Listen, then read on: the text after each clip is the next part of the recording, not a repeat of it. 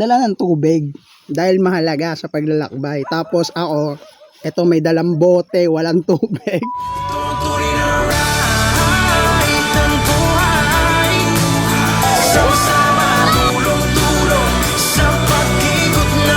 Lechon, ano? Tara.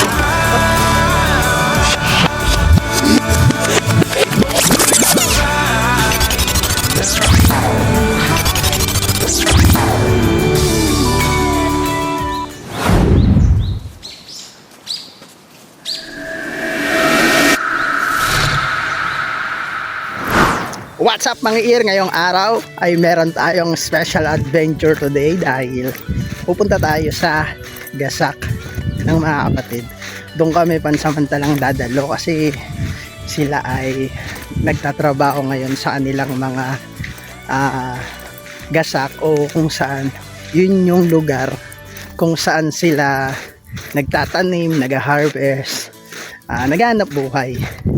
Pero hindi yun mismo sa sitio kung saan sila nakatira. Yung Gasak ay lugar kung saan hindi malapit sa kanilang mga tirahan.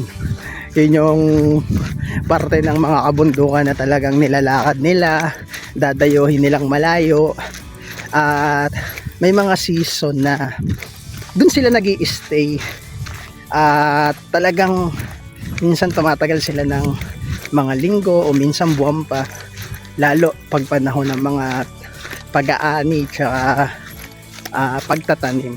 At ngayong araw ay dadalawin natin sila at doon na rin kami dadalo pansamantala para sama-sama kaming makapakinig ngayong araw. At kung loloobin ng Diyos ay balik na lang ulit kami sa kubo kapag nakababa na. Pero ngayon pupunta natin sila at first time kong pupunta dun sa mismong Gasak na pinagtatrabahuan nila. At mula dito sa sitio namin, ang mga lakarin daw ay mga nasa 2 to 3 hours 2 to 3 hours. Ngayon anong oras na? Nasa 13 minutes nasa 14 minutes na ako naglalakad. May mga 2 hours pa. Pero samahan nyo ako mga kapatid sa ating adventure today at saksiyan natin ano ba ang ginagawa ng mga kapatid sa Gasak at gaano kalayo puntahan ng mga Gasak ng mga kapatid. Excited? Tayo'y naglalakbay, minsan maalon, minsan ay banayad ang kulay. Hawak kang manipela, si Jesus ang pag-asa. Kahit saan dalhin, di ka mawawala. Let's ride the ride of life. Whoa, ito ang tuloy na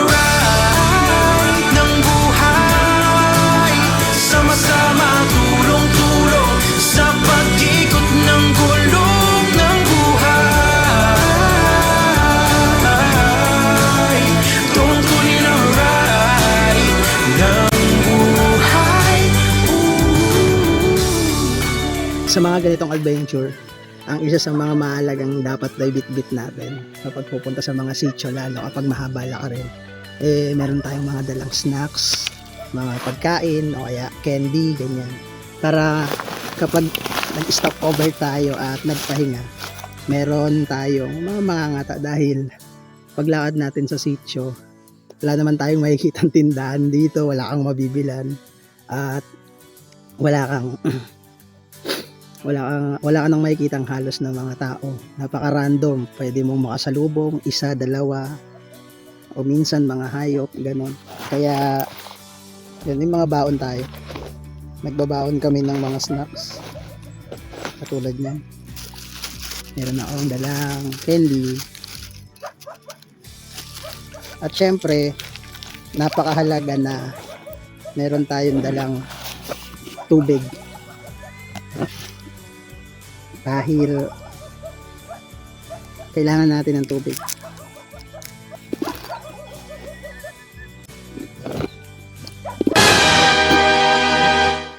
Wala akong dalang tubig. Tubig pa wala.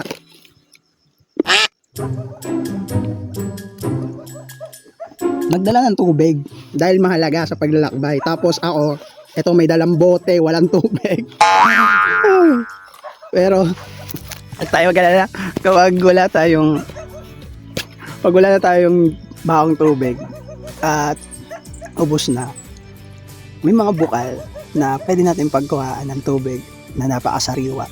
Ito yung literal na mineral water dahil talaga mula siya sa bumubukal siya sa bundok.